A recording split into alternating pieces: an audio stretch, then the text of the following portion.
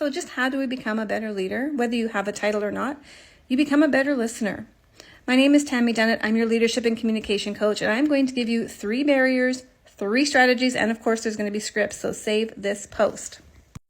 Now, the first barrier to being a good listener is the fact that we are distracted. There's lots of noise in the environment. We're, our phones, people passing by. So if someone's coming to you to ask for some support or to talk and you are finding yourself distracted with the environment around you, it means you can't focus.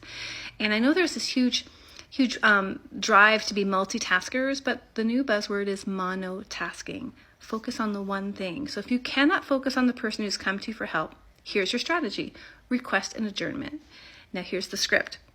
Hey, I really want to give you my full attention. I'm really distracted right now with some other things. Can we schedule a time when I can be fully present for you?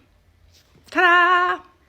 Now the second issue is we have competing priorities. So it may be one of the distractions in the environment, but competing priorities means you have a list of things in your mind that you absolutely have to get done, and this may just be enough of an interruption that you won't be able to complete your tasks. And so in this case, what we want you to do, the strategy would be to detail everything you need to do in a day, focus on your top 3. So if somebody comes to you and they need you, you can identify right away, am I still working on my top 3? Or am I working on one of those nice to haves that I could set aside some time right now? Or is this something that's going to have to wait? Refer back to point number 1. Now the third one is you're just not that interested, and perhaps your interest meter is down here or like really, really low, and where we want it to be is, midway to high. There's things up here I could definitely talk about all day long and it would take me away from my work for sure. And then there are things here that I don't really care about. So for example, when my husband talks about cars, I don't care about cars, but God bless him, he still tries to involve me. So one strategy you can do is, if you're not interested in what the person is talking about, is to bring in your appreciator. What is it you can appreciate about this situation that will help you to stay a little bit more invested? It may simply be the fact that they trust you enough to talk to you. Can I appreciate that? Sure. Does that mean I'm probably going to pay a bit more attention? Yeah.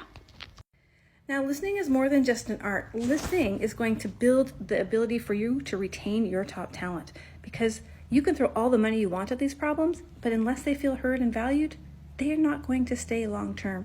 So nail this skill of listening, improve it, focus on it by first doing a self-audit. Check yourself when you're in a conversation. Am I able to focus on this person? Check to see if you're distracted by competing priorities and request an adjournment if you need to.